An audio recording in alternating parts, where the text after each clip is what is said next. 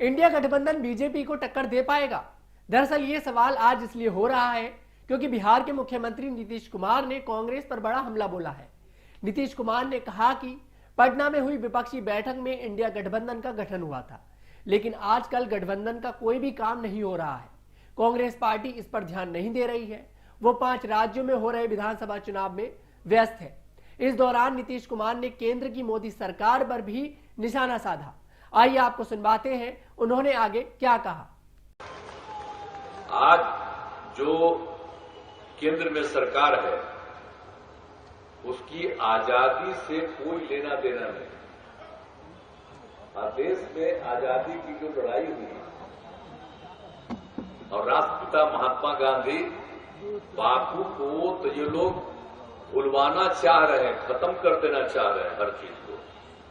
इसलिए जरूरत है इस बात की और इसलिए हम लोगों ने सभी दलों के साथ जो बातचीत की हम लोगों ने भी और कहा कि जरा एकजुट होइए और जो देश के इतिहास को बदल रहे हैं उसको बचाइए और इससे मुक्ति पाना है तो इसलिए सब एकजुट होकर के करिए। तो इसके लिए पटना में भी मीटिंग हुई, अन्य जगहों पर भी मीटिंग हुई और उसके बाद ये तय हो गया कि भाई एक INDI है, Indian national developmental inclusive alliance का गठन किया गया, इसका नामकरण किया गया है।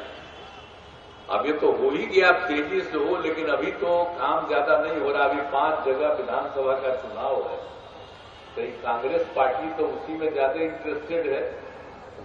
तो अभी तो जिसको हम लोग कांग्रेस पार्टी को आगे बढ़ाने के लिए हम लोग सब एकजुट होकर काम कर रहे थे, लेकिन अभी उनको कोई इस सब चीज की चिंता है नहीं। अभी तो लगे हुए हैं 5 राज्य के चुनाव, इसलिए 5 राज्य का चुनाव होगा, उसके बाद अपने सबको बुलावेंगे। आजकल कभी कोई चर्चा नहीं हो रही। तो चलिए जो कुछ भी होता है, हम तो देश को एकजुट करने के लिए और देश के इतिहास को जो बदलना चाहते हैं उसको ठीक करने के लिए और इनसे जो आज है शासन से मुक्ति के लिए कर रहे हैं, तो आगे भी हम लोग करेंगे। अभी 5 जगह का विधानसभा का चुनाव हो रहा, उसके बाद ही फिर बैठ करके जो कुछ भी होगा। लेकिन आप लोगों ने वहीं इसके बाद बीजेपी ने तुरंत इस बात का जवाब दिया। बीजेपी के लीडर शहजाद पूरेवाला ने कहा कि ये इंडिया गठबंधन नहीं बल्कि टुकड़े टुकड़े गठबंधन है। दरअसल राहुल गांधी जी को भारत जोड़ो यात्रा नहीं बल्कि इंडी जोड़ो यात्रा निकालनी चाहिए। आइए आपको सुनवाते हैं आगे उन्होंने क्या कहा। रैली में बोला कि कांग्रेस विधानसभा के चुनावों में व्यस्त है, इंडिया गठबंधन में कोई काम नहीं हो रहा है, कोई अपडेट नहीं हो रहा है।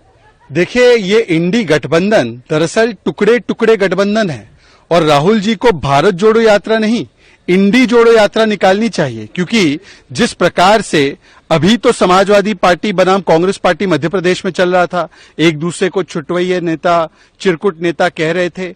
आज बिहार के मुख्यमंत्री नीतीश जी ने जिस प्रकार से हमला बोला है कांग्रेस पर, इससे पहले आम आदमी पार्टी बनाम कांग्रेस दिल्ली से लेकर पंजाब में, पश्चिम बंगाल में अधीर रंजन चौधरी जी बनाम ममता बनर्जी, तृणमूल कांग्रेस बनाम लेफ्ट, केरल में कांग्रेस बनाम लेफ्ट तो चल ही रहा था, वहां पर दोनों की कुश्ती, मुंबई में करते हैं दोस्ती। और जिस प्रकार से कर्नाटक और तमिलनाडु की सरकार भी पानी को लेकर लड़ रही थी, तो इसका मतलब यह है कि इस गठबंधन में कोई मिशन या विजन नहीं है, जैसे पीएम मोदी मिशन और विजन के साथ काम करते हैं।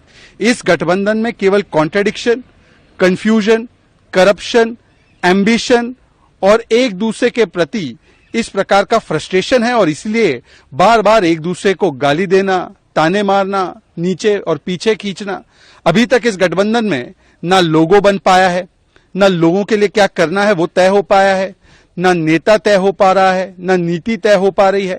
केवल अपने अपने एम्बिशन को कैसे आगे करना है, प्रधानमंत्री पद की कुर्सी जो खाली नहीं है उसमें अपने आप को कैसे दावेदार बताना है और कैसे सीटों के लिए लड़ना है, इसका एक और ट्रेलर आज सामने निकल कर आया है। मुझे लगता है कि इंडी जोड़ो यात्रा की सख्त जरूरत है।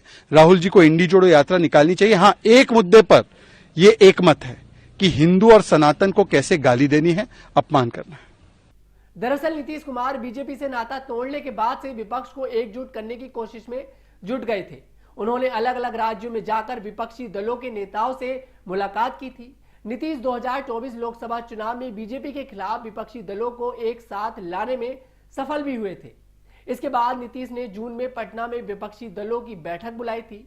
इस बैठक में कांग्रेस, टीएमसी, शिवसेना, आम आदमी party, Samajwadi party, DMK, left समेत 15 दल के नेता शामिल हुए थे। इस बैठक के बाद बेंगलुरु में विपक्षी दल के नेता मिले थे। इस बैठक में 20 से ज्यादा दलों के नेता शामिल हुए थे, लेकिन बैठक का नेतृत्व कांग्रेस ने किया था। यहां तक कि राहुल गांधी ने अचानक बिना चर्चा के गठबंधन का नाम इंडिया तय कर दिया था। इस पर ममता बनर्जी ने भी समर्थन दिया था। हालांकि नीतीश कुमार ने इस नाम के पक्ष में नहीं थे। इतना ही नहीं, नीतीश कुमार बैठक के बाद आयोजित संयुक्त प्रेस वार्ता से पहले ही पटना लौट आए थे। इसके बाद नीतीश कुमार की नाराजगी की खबरें सामने आई थी।